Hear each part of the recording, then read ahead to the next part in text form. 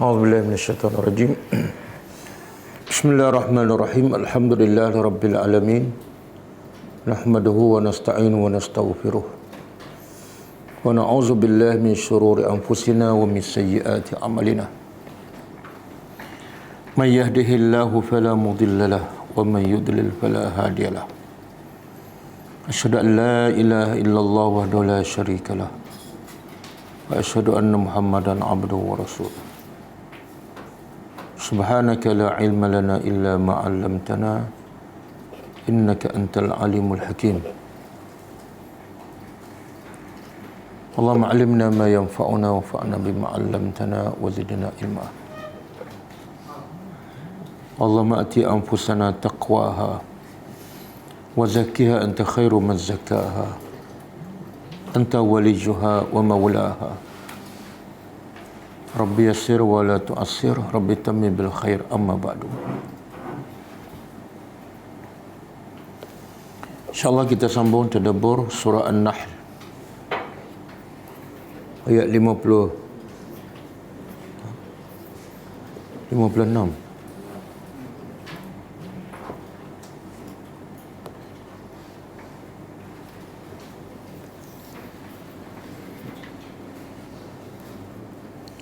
Sebelum tu kita tengok pengajaran ayat lepas.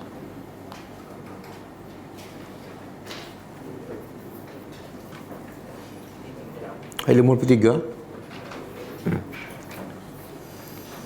Ayat 53. A'udzubillahi minasyaitonirrajim. Wa ma bikum min ni'matin faminallah. Thumma idza massakumud dhurru fa ilaihi taj'arun. Maksudnya, dan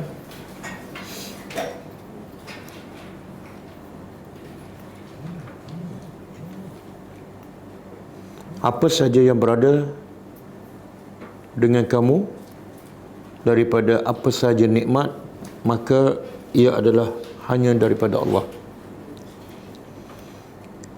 Kemudian apabila kamu ditimpa kesusahan, maka hanya kepadanya kamu merayu, berdoa. Pengajarannya,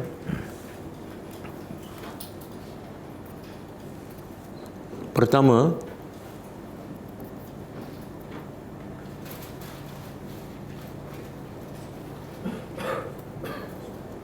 tidak ada satu pun nikmat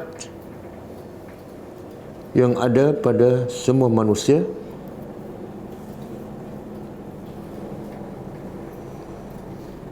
tidak ada satu pun nikmat yang ada pada semua manusia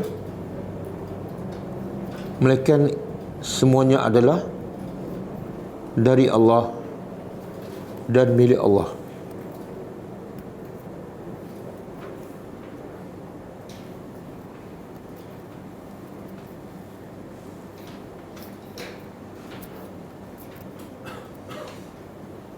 Yang kedua, wajib ke atas setiap manusia bersyukur di atas segala nikmat yang diberi oleh Allah kepadanya, sama ada nikmat duniawi atau nikmat ukhrawi.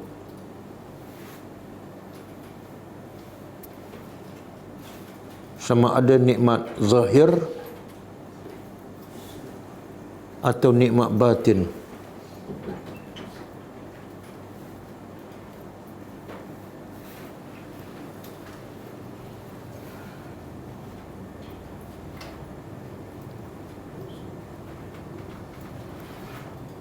Yang ketiga,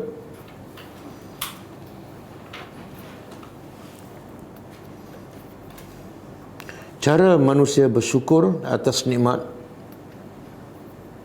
yang diberi Allah ialah dengan mentaati segala perintahnya dan meninggal segala larangannya,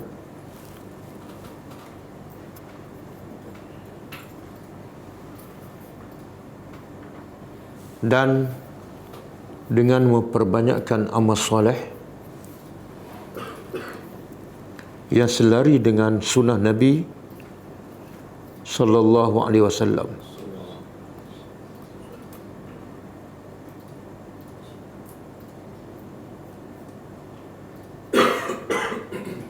Yang keempat, kebanyakan manusia kufur nikmat dan sedikit sekali yang bersyukur.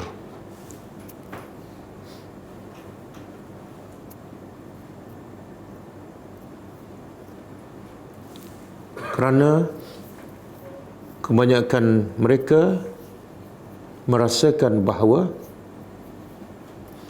nikmat itu adalah hasil usahanya sendiri.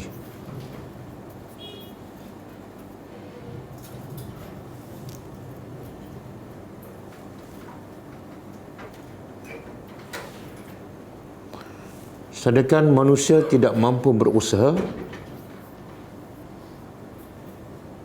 melainkan dengan izin Allah.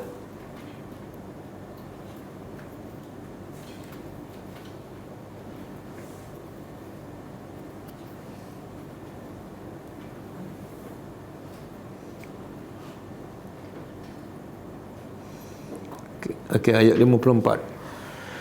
Summa idza kashafa ad-durra 'ankum idza fariqum minkum bi rabbihim yusyrikun. Maksudnya, kemudian apabila diangkat, dihilangkan kemudaratan daripada kamu, tiba sebahagian daripada kamu dengan Tuhan mereka sekutukan. Pengajarannya pertama,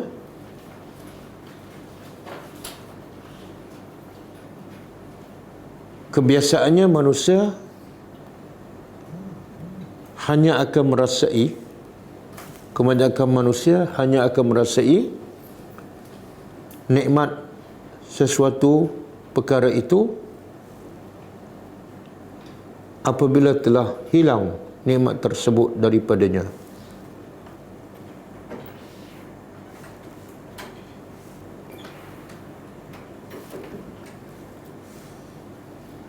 Dan ketika itu mereka semuanya kembali kepada Allah.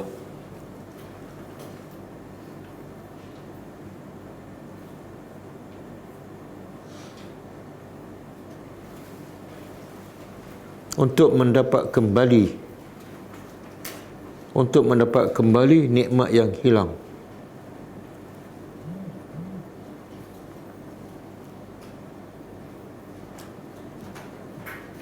Yang kedua,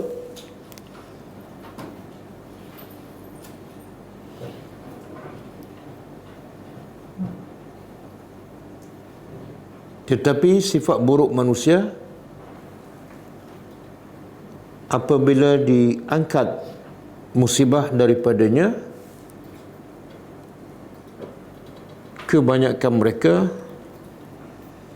akan kembali mensyirikkan Allah.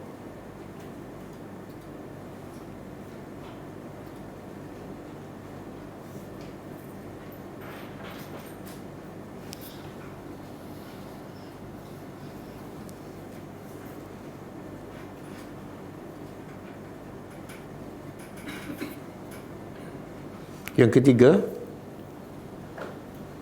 orang yang beriman akan sentiasa mensyukuri nikmat Allah, sama ada ketika senang atau susah.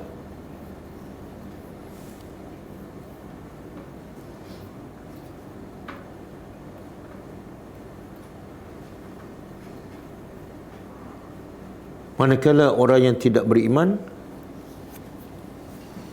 hanya mencari Allah ketika susah sahaja.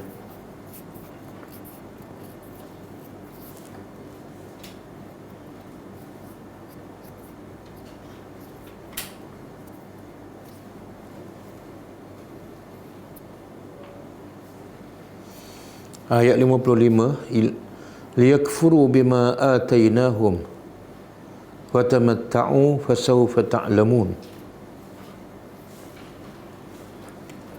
Maksudnya supaya akhirnya mereka kufur dengan apa yang kami telah beri kepada mereka, maka berseronoklah, kelak kamu akan mengetahui akibatnya. Pengajarannya pertama,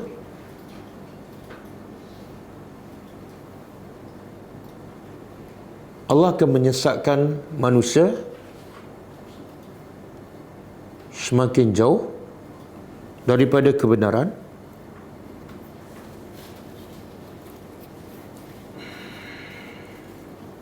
apabila manusia tetap menolak kebenaran,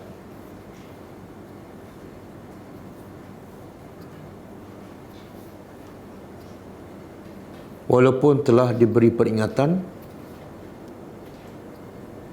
berkali-kali.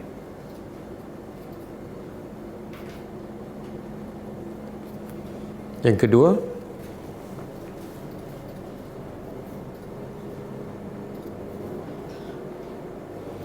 orang-orang yang tidak beriman,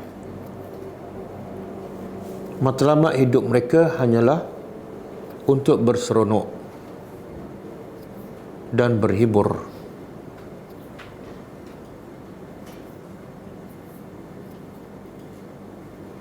Manakala orang yang beriman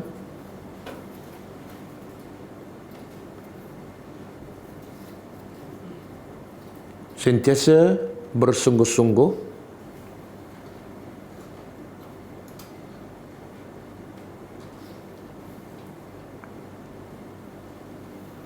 untuk berusaha menjadi orang yang bertakwa kepada Allah, sehingga mereka dapat berseronok dengan erti kata yang sebenar di dalam surga.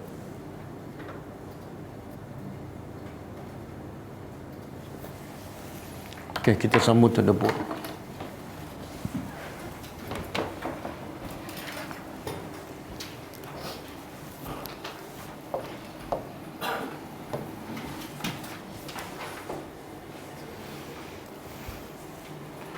Okey, ayat malam ni kaitan dengan ayat lepas. Ayat yang lepas Allah beritahu tentang perangai sikap orang-orang musyrikin. Walaupun bukti kebesaran dan keesaan Allah cukup banyak dan jelas, mereka tetap kufur dan syirik kepada Allah. Dan Allah juga jelaskan dalam ayat lepas, tidak ada satu pun nikmat, sama ada duniawi ataupun ukhrawi, yang ada pada setiap manusia, melainkan semua daripada Allah. Tetapi sikap orang musyrikin apabila mereka ditimpa musibah, mereka tidak mencari Tuhan yang mereka sembah sekian lama, tapi automatik mereka akan mencari Allah. Tetapi malangnya, bila Allah angkat musibah tersebut, mereka kembali mensyirikkan Allah. Maka ayat malam ni Allah nak cerita antara perangai buruk orang-orang musyrikin ataupun orang yang tidak beriman. Bagaimana antara sikap buruk mereka terhadap Allah Azza wa Jalla.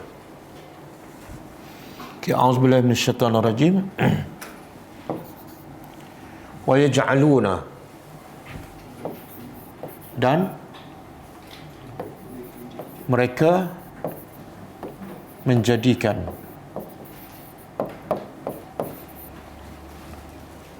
lima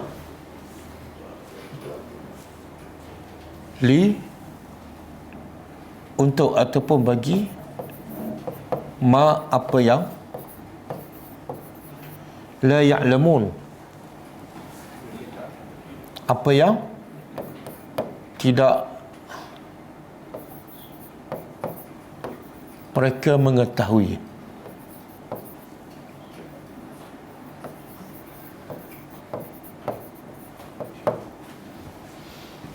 Siapa ni?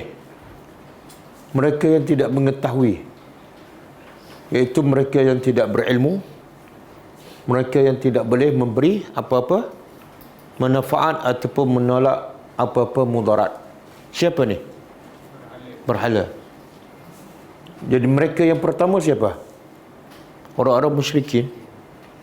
Jadi Allah nak bagi tahu sikap buruk dan juga kebodohan orang-orang musyrikin Mekah, iaitu mereka menjadikan untuk berhala. Allah tak kata berhala, tapi Allah nak bagi tahu bodohnya orang-orang musyrikin. Allah sebut sifat berhala. Apa sifat berhala? La ya'lamun, jahil, tak ada ilmu, dan tidak boleh memberi apa-apa kebaikan. Tetapi walaupun begitu, orang musyrikin tetap menjadikan untuk berhala itu nasiban. Apa makna nasib? Nasib bahagian. Mimma dari apa yang razaqnahum, kami beri rezeki kepada mereka. Apa maksud? Apa maksud?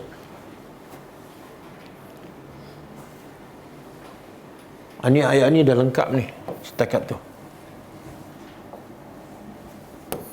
Siapa faham? Mungkin dia bagi makanan untuk berhala semua. Dia bukan mungkin, memang. Allah nak bagi tahu kebodohan orang musyrikin ialah dia menjadikan berhala yang jahil, yang tak boleh memberi apa-apa faedah, nasiban, iaitu daripada rezeki yang Allah bagi. Apa dia? Seperti tumbuh-tumbuhan, buah-buahan dan juga binatang. Kadang-kadang mereka sembelih binatang kerana berhala tu. Tapi binatang tu siapa yang bagi? Allah. Buah-buahan, kadang-kadang dia bagi buah-buahan kepada berhala kan. Siapa yang bagi buah tu? Kenapa Allah sebut mereka bagi kepada berhala apa yang kami bagi rezeki? Kenapa Allah sebut?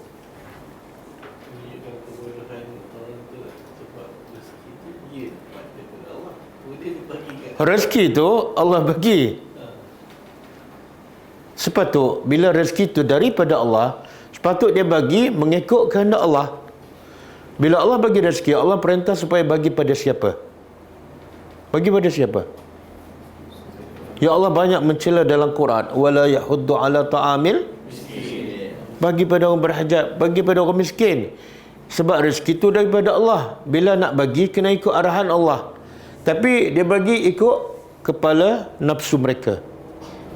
Dia bagi pada siapa? Lagi bodohnya ialah dia bagi pada benda yang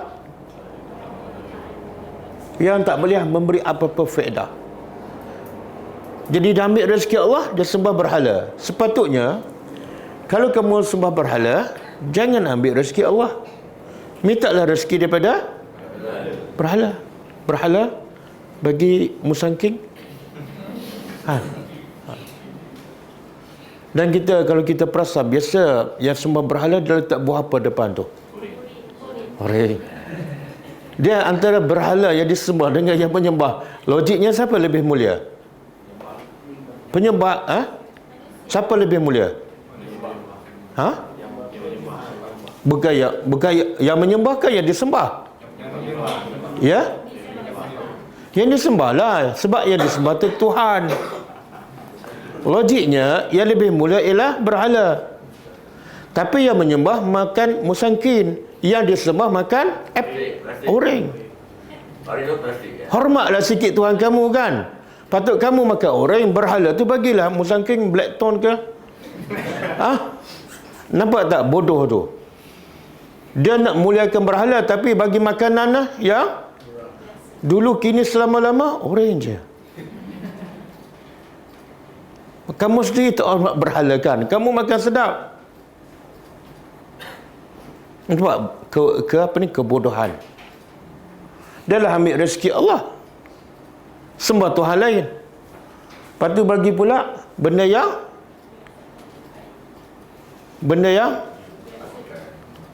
ikut nafsu dia lah. Kamu hanya layak makan orange je.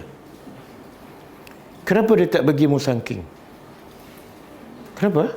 Kan Tuhan bagilah makanan standard sikit kan. Orange je, ha? Kenapa tak bagi blackthorn, ha?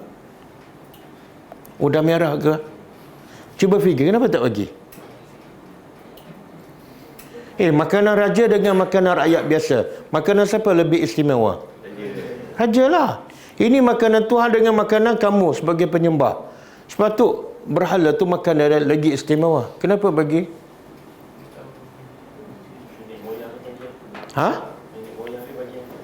Dia ikut nenek moyang. Tapi ada tempat tak ada orange. Ada juga perangai ni diikuti oleh orang Melayu. Apa dia? Kalau hari Jumaat dia hantar ke masjid buah apa? Pisang je. Dia makan apa?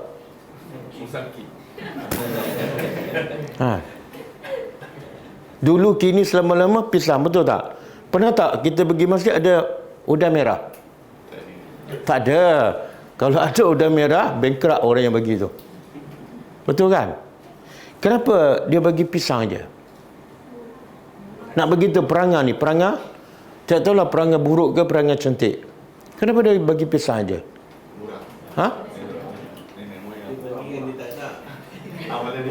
Ada bersama tak penyembah berhala bagi orange je pada berhala tu?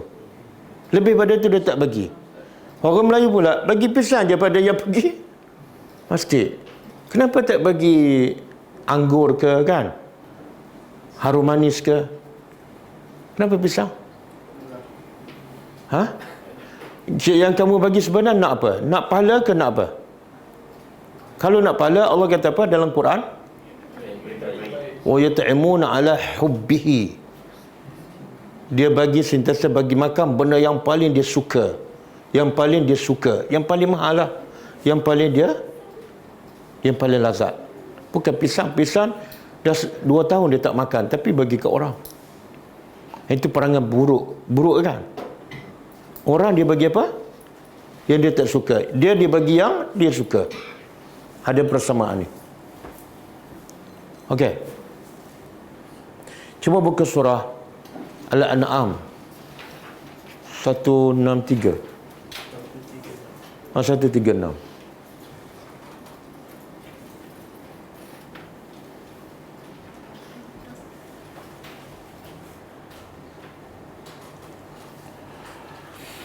Okey, Allah kata apa? Wa ja'alu. Cuba terjemah. Dan mereka menjadikan lillah bagi Allah. Ni penyembah-penyembah berhala ni. Dia sembah berhala. Tapi mereka menjadikan juga untuk Allah mimma zara'a. Dari apa yang Tuhan cipta. Dia ambil yang Tuhan cipta, dia bagi pada Allah balik. Contoh daripada apa? Minal harsi, daripada tumbuh-tumbuhan, buah-buahan, wal an'am, dan binatang-binatang ternak, nasiban, habuan. Mana orang musyrik ni kadang-kadang dia sembelih kambing ataupun sembelih ayam, dia kata ini untuk Allah. Yang ni dia sembelih lembu ke, ini untuk berhala. Tapi semua tu daripada Allah. Faqalu, mereka berkata, haza lillah. Yang ni buah apple untuk Allah, ayam untuk Allah, bizakmih dengan sangkaan mereka. Dan yang ni pula wahaza li syurakaina, untuk sekutu-sekutu kami, berhala-berhala. Lepas tu dia kata apa? Fama kana li syurakaihim, maka apa yang untuk sekutu kami, iaitu berhala-berhala, fala yasilu ilallah, dia tak boleh sampai pada Allah. Katalah letak buah depan berhala kan, tiba-tiba buah tu bergolek ke tempat lain, dia ambil balik letak depan berhala. Kenapa? Dia kata bila untuk berhala tak boleh dah bagi pada sesiapa, kepada Tuhan pun tak boleh bagi. Tetapi wa ma kana lillah, apa-apa saja yang untuk Allah, fahuwa yasilu, boleh sampai kepada berhala. Boleh faham? Mana siapa lebih mulia bagi mereka? Berhala. Tengok biza'mihim, dengan sangkaan mereka. Maka Allah kata apa? Sa'ama yahkumun, sangat buruk apa yang mereka tetapkan. Peraturan tu sangat-sangat buruk, sangat-sangat jelek. Tapi inilah berlaku kan. Kita kadang-kadang kita tengok penyembah berhala tu, kita terasa mereka teruk macam ni. Sebenarnya inilah Allah nak bongkar kebodohan manusia sampai tahap itu. Habis.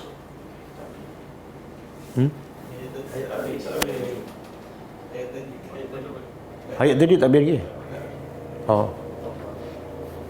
Kemudian Allah pun bersumpah, tallahi. Ta ni huruf apa ni? Huruf qasam, huruf sumpah. Huruf sumpah ada berapa? 3. Satu waw. Yang kedua ta. Yang ketiga bukan billah, ba. Huruf kan. Okey. Bila bersumpah guna ta, bila bersumpah guna waw?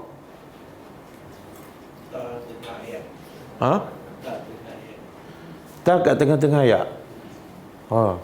Sebab kebetulan kat tengah.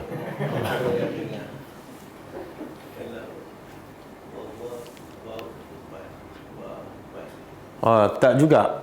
Dia kaedah dia ialah waw ni biasa Allah guna bila nak bersumpah dengan nama Allah ataupun dengan apa saja makhluk Allah. Contoh wallahi, nama Allah. Kalau dengan makhluk Allah, wasyamsi, wal asri, wal fajri, waw. Tapi biasa ta ni hanya diguna bila bersumpah dengan nama Allah sahaja. Dia tak ada tasyamsi, tal fajri, tak ada. Dan ta ni huruf taukid yang lebih, huruf sumpah yang lebih kuat, menunjukkan apa yang Allah nak sebut sangat besar dan penting. Apa dia Allah? Allah sendiri bersumpah, tallahi, demi. Kenapa Allah berbaris bawah?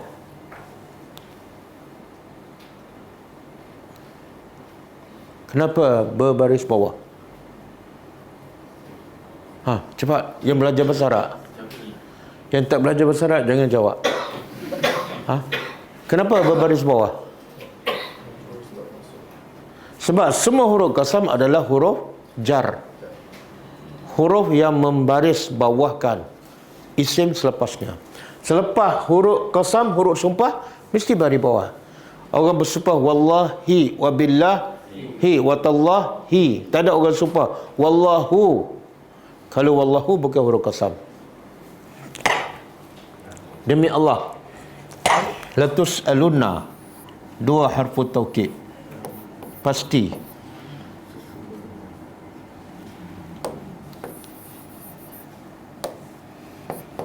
Demi Allah, pasti sesungguhnya tus'alunna, kamu akan ditanya. Pasti sesungguhnya kamu akan ditanya tentang apa ni? Amma,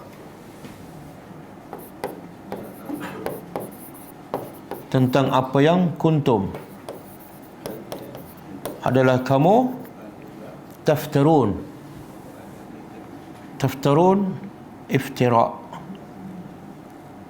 Kamu mereka pendustaan.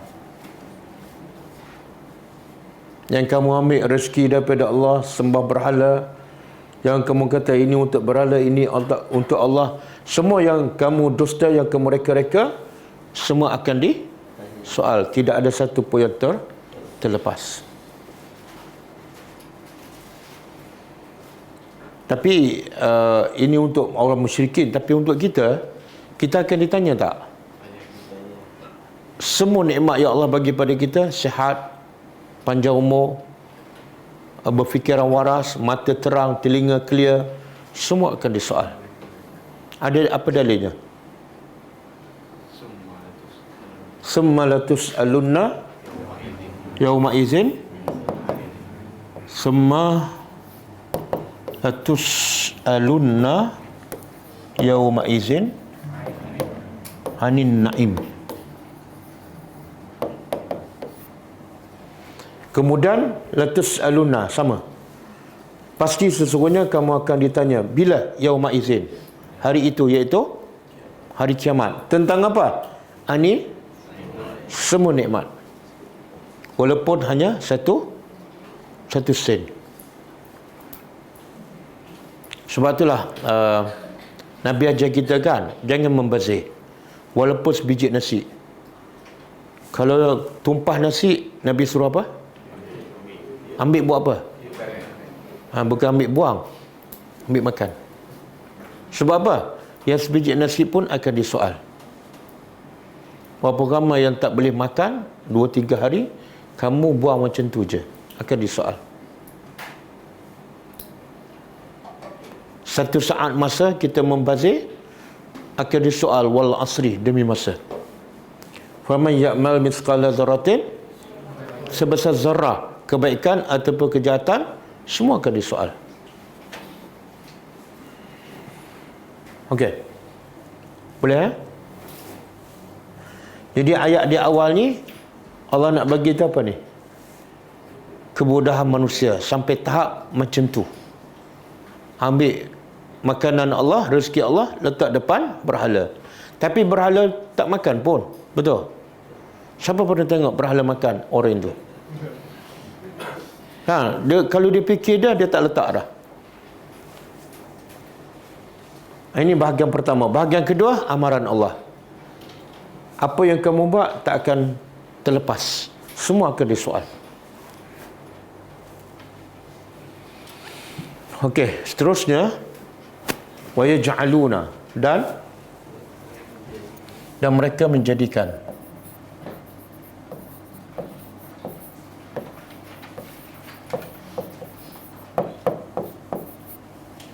lillahi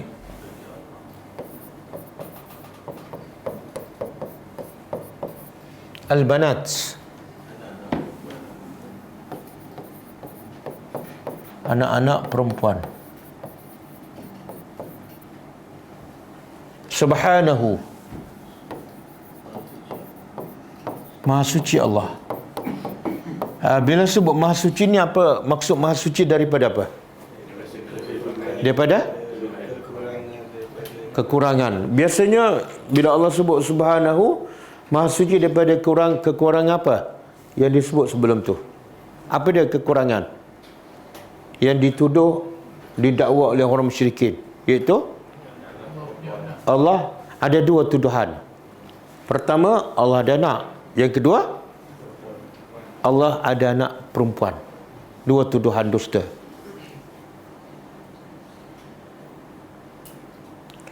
Walahum, dan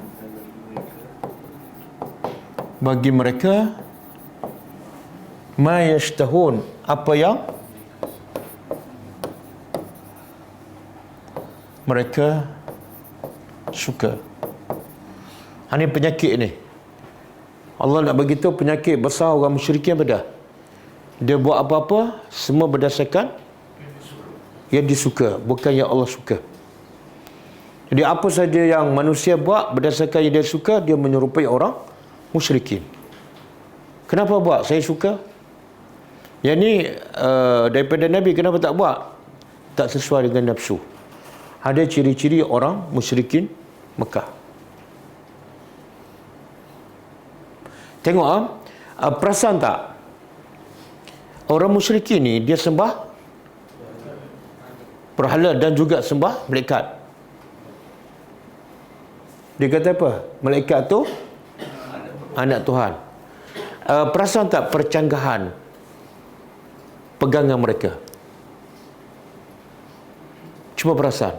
Dalam ayat ni Allah nak bongkar mereka sendiri bercanggah sesama mereka. Satu,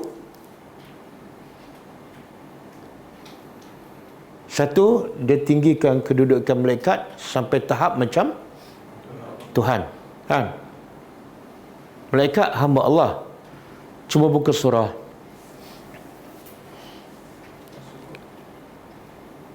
Surah Zukhruf. Cuba tengok.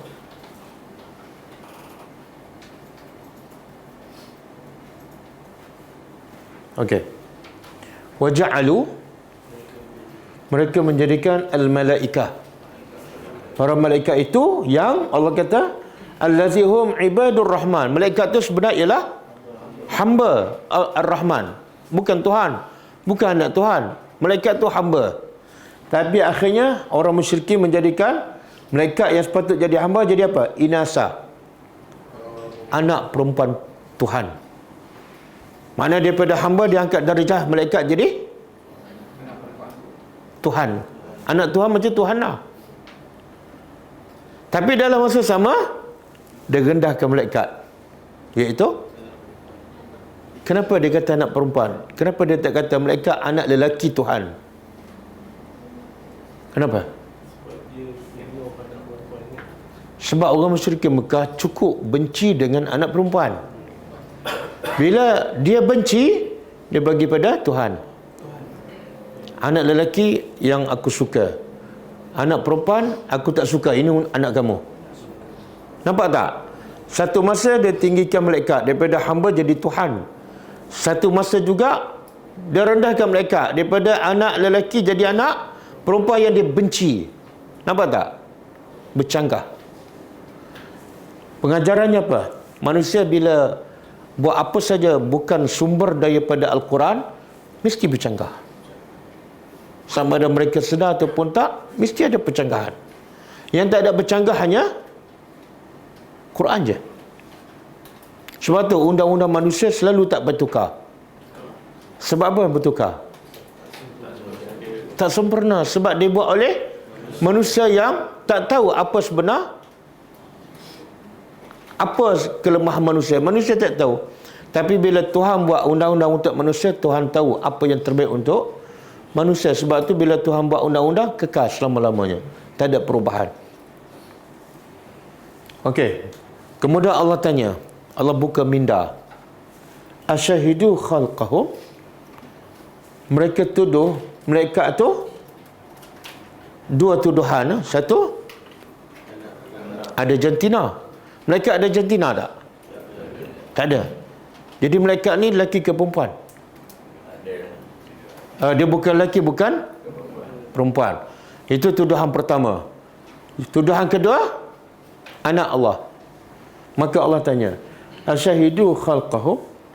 Mereka ni menyaksi tak masa Allah cipta malaikat sehingga mereka tahu malaikat tu perempuan? Mereka tengok tak masa tu? Soalan ni sebenarnya nak apa ni? Bukan nak jawapan,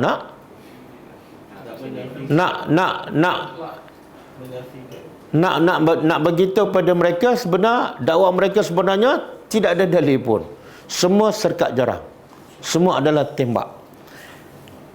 Sebab kamu tak tengok pun masa Allah cipta malaikat. Mana kamu tahu jantina dia? Jadi kamu serkap.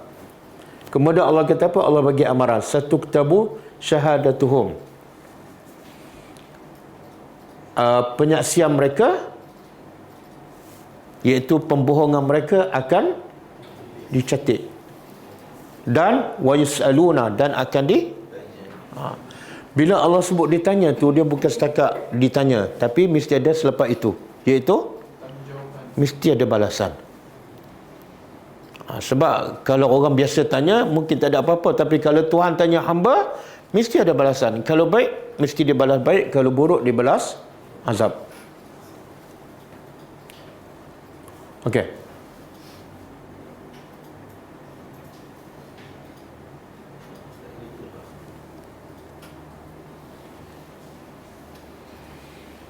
Jadi Allah kata maha suci Allah daripada tuduhan tu.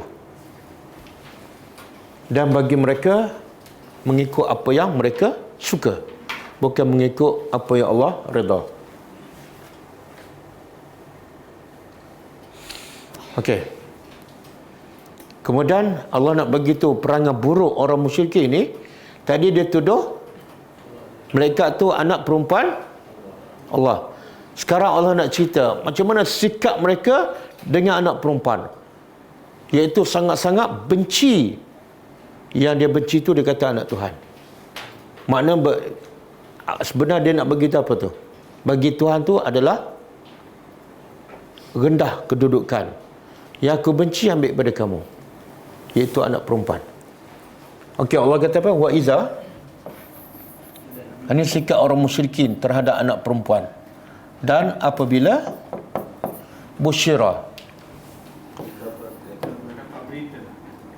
diberitahu ahaduhum, salah seorang mereka, bil unsa, dengan anak perempuan.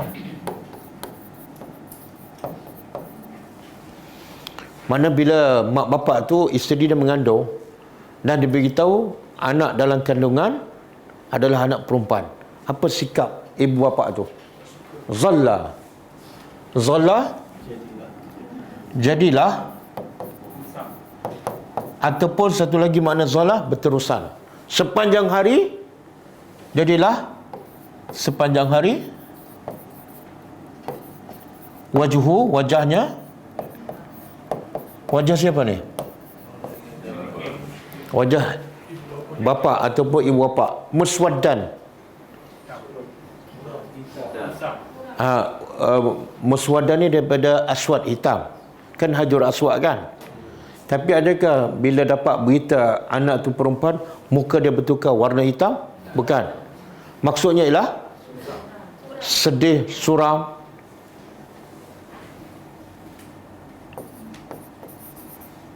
sedih, marah. Wahwa kazim, dalam keadaan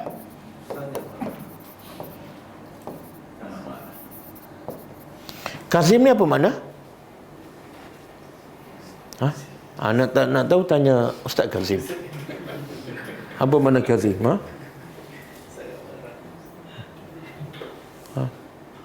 Dia kita antara sifat orang bertakwa, sifat utama orang bertakwa yang layak masuk syurga. Siapa, apa dia?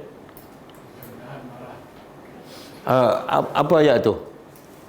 Al-Kazimina Al-Ghaiza, surah Ali Imran ayat 134 kan. Allah kata wasari'u ila maghfiratin min rabbikum wa jannatin arduha samawati wal ard uiddat lil muttaqin.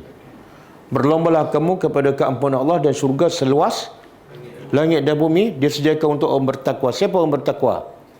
Allazina yunfiquna fis sarra'i wad dharra, yang sentiasa infak ketika senang dan susah. Yang kedua, ahli syurga orang bertakwa ialah yang kazimina, yang menahan, ghaiza, marah, ya, yang tahan marah. Dalam ayat ni Allah tak bagi tahu sifat orang bertakwa ahli syurga solat malam. Mana lebih mudah? Solat malam ke tahan marah? Mana lebih mudah? Solat malam lebih mudah kan? Yang mana satu kita buat? Dua-dua tak buat. Walaupun solat malam lebih mudah kan? Ada orang solat malam tapi bila ada masalah dia tak boleh tahan marah. Tahan marah ni sebenarnya sabarlah kan. Allah kata apa? Wa jazahum bima sabaru jannatan wa harira. Allah balas kepada siapa ni? Kepada orang al-abrar dengan sebab apa? Sabar mereka. Sebab mereka boleh tahan marah. Allah balas apa? Jannatan, syurga, wa harira, dan pakaian daripada sutra. Sebab apa? Apa amalan dia? Tahan marah. Jadi kazimi ni makna dia tahan. Di sini kazimi menahan. Dalam tafsir dia kata mumsiku al-huzni, dia tahan kesedihan. Kesedihan dan kedukecitaan. Sebab apa? Sebab dapat tahu anaknya adalah anak perempuan. Kenapa? Kenapa orang musyrikin sedih sangat dan marah sangat bila dapat anak perempuan? Memalukan mereka. Kenapa memalukan? Kan mereka tu lahir daripada perempuan. Benda yang paling utama sebab mereka benci pada anak perempuan. Apa dia? Apa dia? Rezeki. Manusia ni rusak sebab rezeki.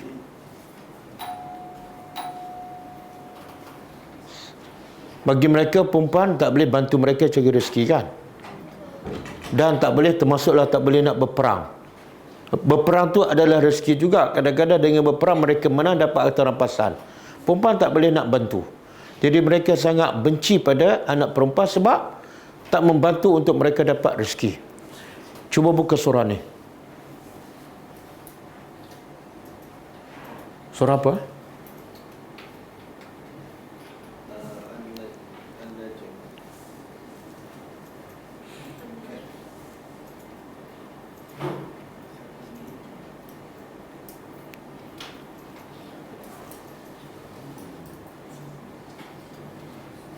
Bukan ini.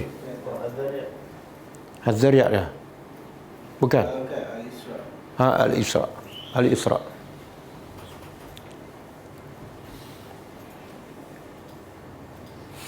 Okey. Bila mereka bunuh anak perempuan sebab rezeki, maka turun ayat ni melarang. Allah kata apa? Wala taqtulu. Jangan kamu bunuh auladakum, anak-anak kamu, khasyata imlaq. Khasyah takut, kerana takut imlaq. Imlaq tu fakir. Jadi jangan bunuh anak kamu kerana takut fakir. Jadi sebab utama mereka bunuh anak sebab takut tak cukup rezeki. Maka Allah pun bagi tahu sebab. Kenapa jangan tak boleh bunuh? Kenapa tak boleh bunuh? Sebab nahnu narzuquhum, kami yang bagi rezeki. Bagi rezeki pada mereka. Mereka ni siapa ni? Home. Aulad. Sebab dia takut rezeki mak bapak ke rezeki anak? Rezeki anak. Mak bapak okey dah. Maka Allah kata, yang pertama, yang kamu takut anak tak dapat rezeki, Allah kata, aku yang bagi, bukan kamu. Bahkan wa iyyakum, rezeki kamu tu pun aku bagi. Rezeki anak kamu lagi aku bagi. Allah nak betulkan cara berfikir. Ada tak orang Melayu yang berfikir macam orang musyrikin Mekah? Kenapa anak tak ramai? Sebab takut tak cukup rezeki. Ada kan?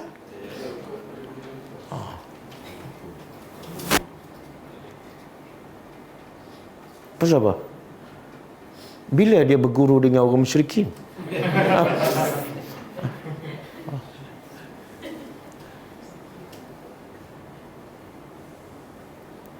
Pasal apa?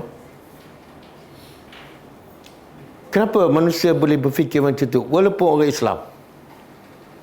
Tak yakin. Tak yakin. Kenapa tak yakin?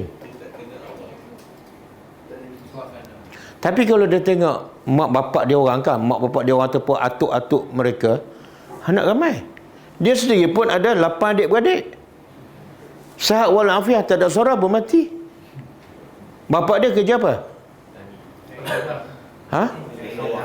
Kerja benda, kerja panjat pokok kelapa. Kan? Rumah pun kipas tak ada, aircon tak ada. Tapi boleh besarkan anak 8 orang. Semua berjaya masuk universiti. Tiba-tiba dia ada kerja tetap, ada KWSP. Baru seorang dah takut rezeki. Siapa belajar universiti? Bapak dia ke dia? Kalau macam tu, tak payah masuk universiti. Belajar kat kampung je. Sebab akidah orang kampung lagi kuat tawakalnya pada Allah. Tak ada jaminan. Pernah dengar tak orang kampung sebab tak ada kerja tetap, tak ada KLSP, mati? Pernah? Tak ada. Tapi biasa tak dengar orang jawatan besar bunuh diri? Ada? Kadang-kadang dia tak bunuh diri, dia bunuh bini dia. Kadang-kadang bini bunuh jawatan besar, gaji besar, anak seorang. Apa masalah masyarakat kita? Dengar berita terbaru. Dengar tak? Ha? Tak apalah berita terbaru. Sebut je. Semalam seorang suami bakar isteri dia sampai mati. Tak dengar? Ya Allah, mesti banyak baca Quran ya. Tak sempat nak baca berita. Ha? Saya pun baca Quran juga, tapi sempat baca berita. Ha? Sebab isteri dia syak. Suami ni ambil dadah. Dia pun marah, bakar mati. Pukul sudahlah, ni bakar kan. Ataupun bakar jangan sampai mati. Bakar sampai mati. Siapa ni? Isteri. Bukan musuh, bukan perompak. Ha? Apa nak jadi ya? Berlaku di mana ni? Ha? Di Manjung. Bukan di Afrika, di Manjung. Kita ada cawangan kat Manjung. Itu sebab kita ada. Kalau tak ada, mungkin lagi teruk kot.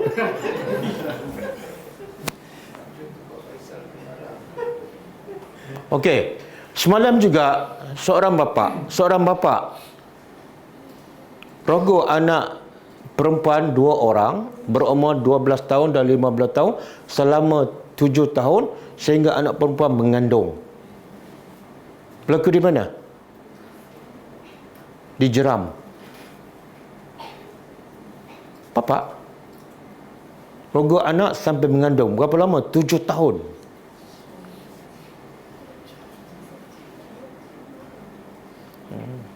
Sebelum ni kita dengar beritakan seorang ibu buat apa ni, amang seksual dengan anak lelakinya 2 orang dan buat video porno dengan 2 anak lelakinya, seorang ibu. Dan sebelum ni kita dengar berita seorang kekasih bakar kekasihnya sampai mati. Dengar kan? Di mana? Sahabat berenang. Semua orang Islam. Rasa tak berlaku masa jahilah. Jahilah dia tak bakar. Dia tak ada api. Macam teruk sangat Mekah. Semua tu berlaku sebab apa? Sebab apa? Sebab kepala dia nak makan je. Bila kepala dia nak makan, dia tak kira ada dosa, pahala, bunuh mak ke, bunuh anak ke, bunuh kekasih, dia tak kira. Yang penting aku nak hidup. Ini pun samalah. Kenapa bunuh anak sendiri? Sebab anak perempuan tak boleh bagi rezeki. Allah kata, anak perempuan yang kamu takut tak boleh makan, aku yang bagi. Bahkan kamu yang boleh hidup sampai hari ini, juga aku yang bagi. Bukan kamu cari rezeki sendiri, kamu bagi makan sendiri, tak.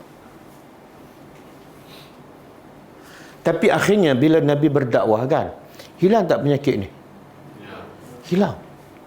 Berapa lama Nabi berdakwah? 23 tahun. Ada Nabi buka sekolah-sekolah.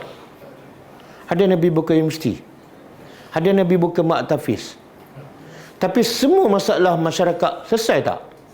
Tak ada orang bunuh anak. Tak ada rasuah. Tak ada sembah berhala. Satu berhala pun tak ada dekat Mekah. 23 tahun. Tapi sekarang, semakin banyak sekolah agama, mak tafiz, universiti Islam, semakin banyak sekolah Arab, semakin kurang tak masalah? Tak. Yang kita dengar hari ni, tak pernah kita dengar. Saya masa kecil, saya tak pernah dengar suami bakar isteri, bunuh anak, tak pernah dengar. Betul tak? Kenapa? Kelas agama semakin banyak, sekolah agama semakin banyak, mak tafiz semakin banyak, universiti Islam semakin banyak. Dulu mana ada universiti Islam? Tapi masyarakat semakin parah. Kenapa? Ha? Dia, kita. Ha? Kita, apa sumbangan kita pada agama? Kan? Dia tak apalah, dia tak faham agama, dia tak, mungkin tak ada buat Al-Quran. Kita tak ada buat Al-Quran, apa sumbangan kita? Apa kita buat? Keadaan semakin teruk, semakin parah. Mungkin kerajaan sekarang nak benterah rasuah kan? Rasuah, tapi akhlak, moral semakin teruk. Semakin teruk. Sebab ustaz ramai kan? Ada ustaz pergi mengajar dalam masjid, dapat sampul balik. Dia tak cari orang ni, orang yang bakar isteri, yang bunuh anak, dia tak cari, betul tak? Yang jadi jahat-jahat ni datang tak masjid? Tak. Dakwah tak sampai pada mereka. Sebab apa? Majoriti ustaz duk mengajar dalam masjid. Duit masjid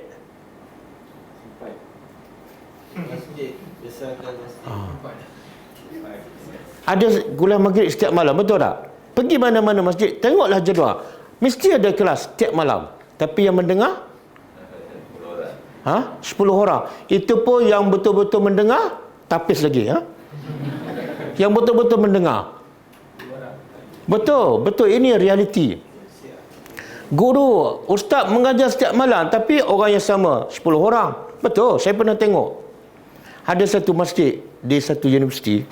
Kebetulan saya ada kuliah maghrib masa tu. Bukan saya mengajar, saya ada waktu tu. Tak sampai 10 orang. Lepas tu duduk bocor tu seorang, bocor ni seorang. Lepas tu sebahagiannya tidur. Sementara tunggu Isya. Yang dengar tu saya tak tahu, mungkin 2-3 orang. Dan majoriti yang datang tak sampai 10 orang, 50-60 tahun ke atas. Dan penceramah sedang bercakap tentang peperangan Uhud. Betul. Kadang-kadang penceramah tak peka kan? Tak peka. Kawan tu masa kuliah pun tidur, nak pergi aja berjihad. Tengoklah siapa sangat, tengoklah tajuk juga kan. Itu masalah realiti. Penceramah ramai, ustaz ramai, tapi duk mengajar dalam masjid. Itu satu bahagian. Yang bahagian lain pula duk bergaduh. Kan? Tuhan di mana apa semua, bergaduh sama-sama ustaz. Yang ni duk bunuh lagi ni, duk bakar isteri. Betul tak? Betul. Sebab tu Nabi tak perlu ambil masa lama, 23 tahun. Sebab Nabi tak berdakwah di masjid. Di Mekah mana ada masjid? Nabi berdakwah untuk selamatkan orang. Maka kebanyakan orang yang rosak duduk di luar masjid. Carilah yang di luar. Yang dalam masjid tu macam dah okey kan? Walaupun kuliah maghrib tidur, tapi okeylah. 5 kali sehari dah pergi jemaah. Ni yang tak solat, yang tak pernah kenal masjid tu, pergilah cari. Sekian banyak ustaz, sekian banyak duit dibayar pada ustaz. Dakwah sampai pada kelompok yang kecil saja. Maka sebab itulah keadaan di luar semakin parah. Kalau kita dengar berita, ya Allah, saya rasa aku duduk kat Malaysia, aku duduk kat mana ni? Seolah mereka ni tak ada agama langsung. Isteri dia boleh bakar. Anak dia boleh bunuh. Okey. Allah kata apa? Inna qatlahum, bunuh mereka tu adalah satu dosa yang besar. Kenapa nak bunuh anak sendiri? Sebab tu ada ulama mengatakan ada yang jenis bunuh apa? Bunuh secara tak, bunuh secara diam. Begitu? Bunuh sebelum lahir. Yang gugurkan kandungan. Itu sama dah. Dan sekarang kita selalu dengarkan bayi dicampak di surau, bayi dicampak di tepi jalan, bayi dicampak dalam tong sampah. Benda tu dah biasa kita dengar. Dan tak akan selesai selagi masyarakat tak balik pada Al-Quran. Bila kita ajar Quran, dia kata apa? Tak faham lah. Kalau dekat-dekat rasa macam nak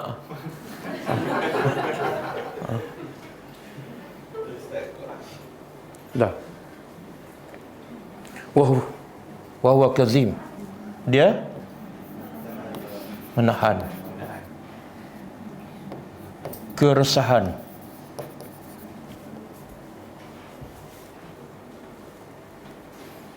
Okey, lepas dapat berita anaknya perempuan, apa sikap mereka selain pada risau? Yatawara apa dia? Dia sembunyikan diri.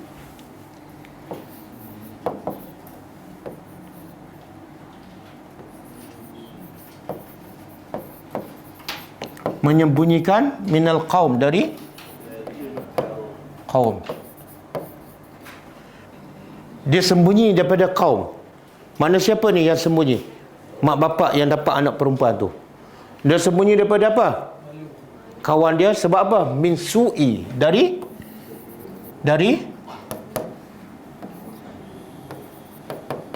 berita buruk. Ma busyara, apa yang dikhabarkan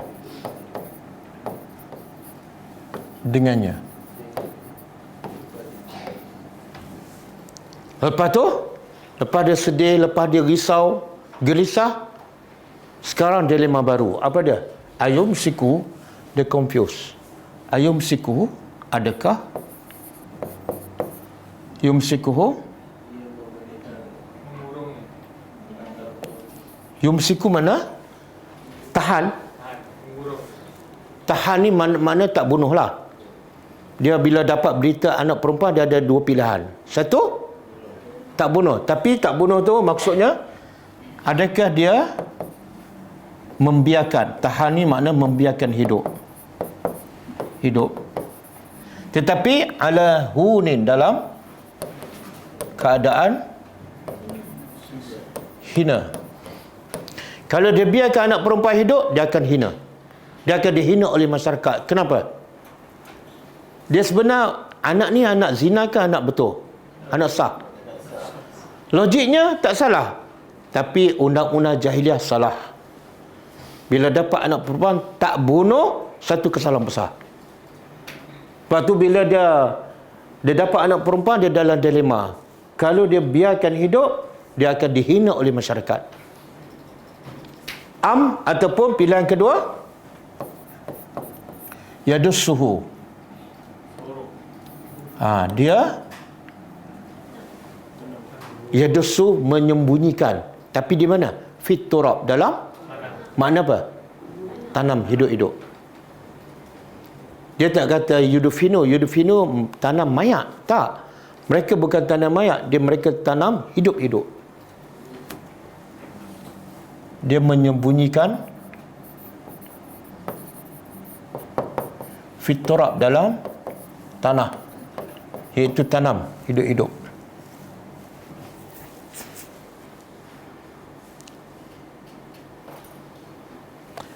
Dalam tafsir saya pernah ceritakan macam mana cara dia bunuh.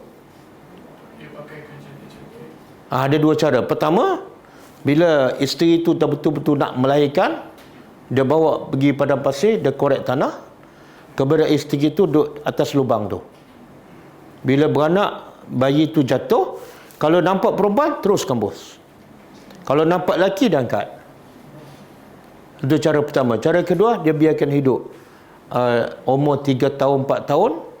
Kemudian, lepas tu dia pakai cantik-cantik, dia pergi tengah padang pasir, tengah budak-budak dia bermain, dia korek lubang. Lepas tu, budak tu dekat lubang, dia tolak, dia kambus terus. Ni, yadussuhu fit turab. Mana pun, tidak ada rahmat langsung. Sebab itulah Tuhan mana lebih sayang kepada anak? Tuhan sayang pada anak-anak kita ataupun mak bapak sayang pada anak-anak kita? Yang mana lebih sayang? Tuhan. Sebab apa? Sebab mak bapak nak bunuh, Tuhan kata apa? Jangan bunuh, aku yang bagi rezeki. Tuhan lebih sayang pada anak-anak kamu daripada kamu sayang pada anak-anak kamu sendiri.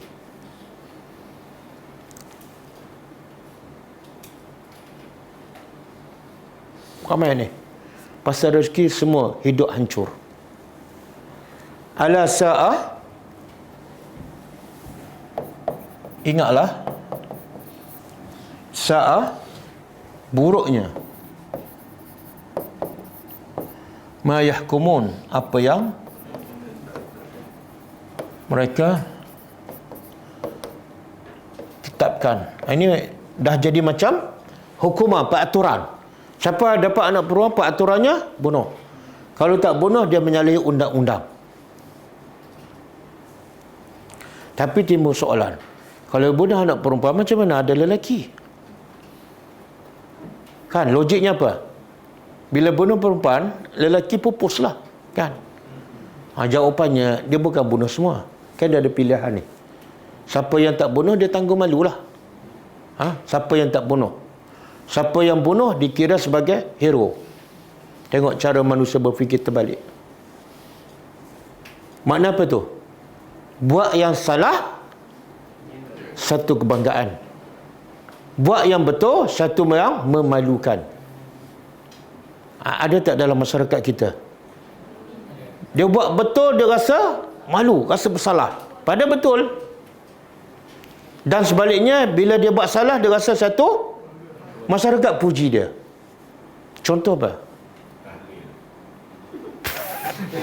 Bagilah contoh lain. Nak bergaduh aja. Contoh. Kita ambil contoh anak-anak kan. Kadang-kadang mak bapak ni, kalau anak dia gagal dalam peperiksaan, dia cukup malu. Betul? Sebab tu dia pulung habis-habis hantar sekolah terbaik, tuition apa semua kan. Supaya apa? Anak dia dapat keputusan cemerlang. Sebab apa? Prepare. Kalau orang tanya, anak saya 9A. Tapi kalau anak 9A, orang tanya dia rasa apa? Dapat berapa anak? Adalah rahsia. Kenapa tak nak betul-betul? Sebab malu. Adakah patut dia malu kalau anak dapat 9A? Tak. Yang patut dia malu, anak dia buka aurat.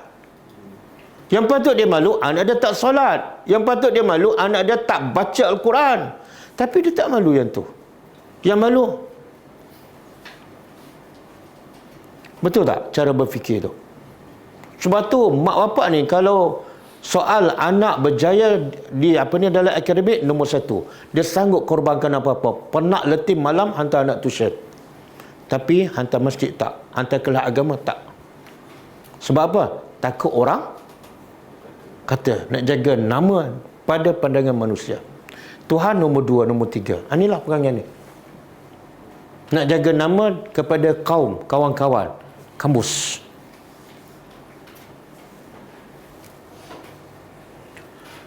Okey, cuba buka ni ayat lain.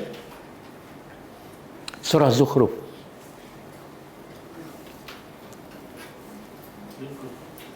Ada kan? Tak yang belum. Zukhruf belum.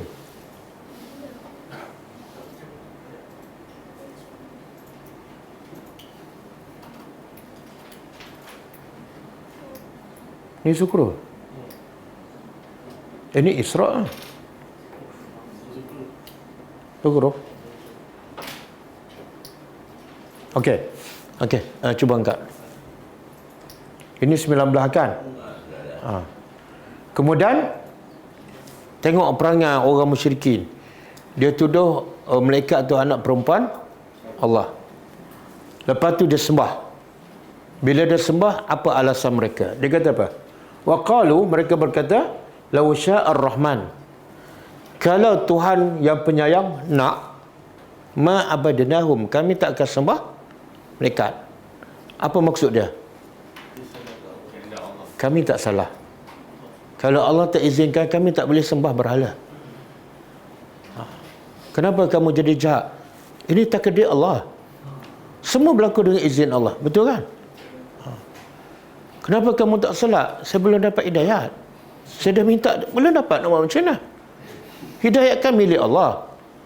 Ini sama ni. Kalau Allah tak berkehendak, kami tak akan sembah malaikat. Kemudian malahum bizalika min ilmin. Apa yang mereka cakap sebenarnya tidak ada ilmu, tak ada dalil pun, tak ada hujah, tak ada bukti. Inhum illa yakhrusun, tidaklah mereka melainkan berdusta saja, mengada-ngada.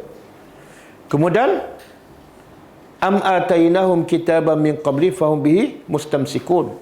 Ataupun yang mereka dak sembah malaikat ataupun berhala, Tuhan tanya, ataupun kami beri pada mereka satu kitab yang lain sebelum Al-Quran. Maka dengan kitab itu mereka berpegang. Adakah kitab lain pada Al-Quran? Jawapannya tak ada. Allah nak berhujah, nak buka minda, nak buat apa-apa yang sekadar dalil. Kan? Ada tak kitab lain yang suruh kamu sembah berhala, sembah malaikat? Ada. Jawapannya tak ada. Okey, Tuhan tanya lagi. Bal, apa mereka jawab? Qalu, mereka menjawab, inna wajadna, memang tak ada kitab yang suruh kami sembah berhala, tetapi kami sembah sebab apa? Inna wajadna, kami dapati aba'ana, nenek moyang kami, ala ummatin, di atas satu agama, iaitu sembah berhala. Wa inna ala asarim muhtadun, maka kami di atas jejak mak bapak mereka, kami ikut je. Tengok nak dah begitu apa tu? Kami tak pernah bersalah. Satu, takdir Allah kami sembah berhala. Yang kedua, kami ikut je. Jadi kami hanya pengikut. Jangan salahkan kami. Hujah yang sama kan? Orang dulu buat dan kami follow je. Dan kami bukan ikut perompak mak bapak. Takkan mak bapak buat benda yang salah. Okey, maka Allah beritahu lagi. Wa kadzalika, dan demikian itulah ma arsalna, kami tidak utuskan min qablika, sebelum engkau wahai Muhammad, fi qaryatin, di mana-mana negeri. Wahai Muhammad, kami tak pernah utus pun seorang rasul di mana-mana negeri, min nazir, daripada pemberi peringatan, illa, kecuali qala mutrafuha, melainkan mutrafuha, orang-orang yang kaya. Biasanya orang kaya ni pemimpin lah. Mana Allah nak beritahu, tidak ada seorang rasul pun kami utus di mana-mana negeri, melainkan orang pembesar-pembesar akan berkata. Apa alasan mereka? Inna wajadna aba'ana.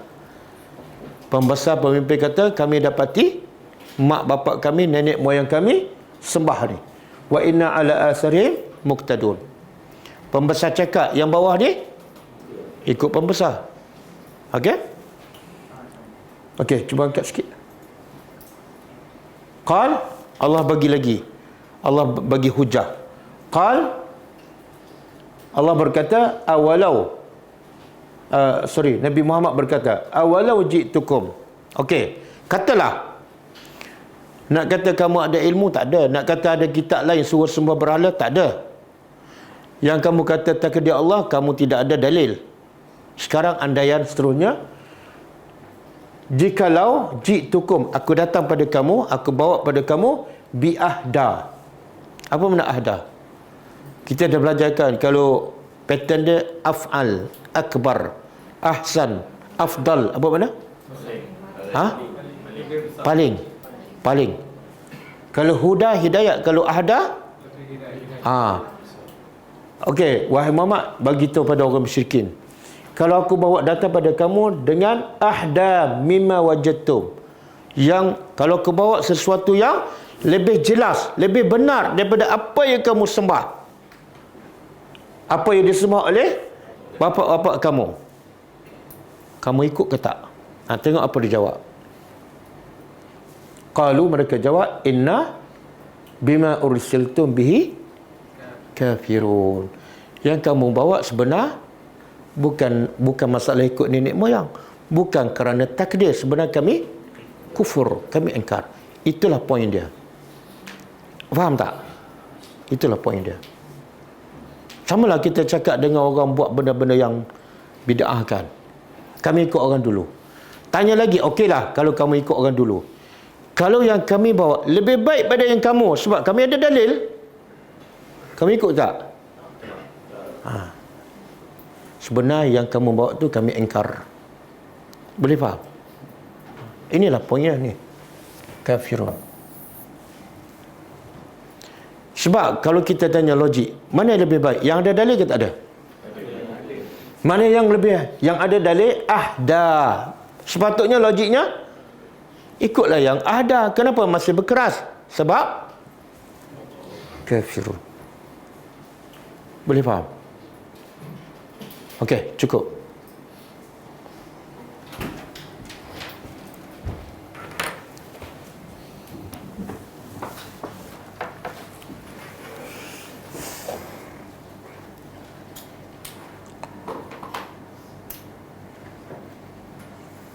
Okey, insya-Allah kita jumpa pagi besok ada kelas hadis oleh Ustaz Usama.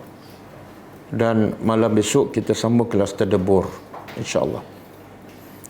Kita tutup dengan membaca tasbih kafarah. Subhanakallahumma wa bihamdika asyhadu an la ilaha illa anta astaghfiruka wa atubu ilaik. Assalamualaikum warahmatullahi wabarakatuh.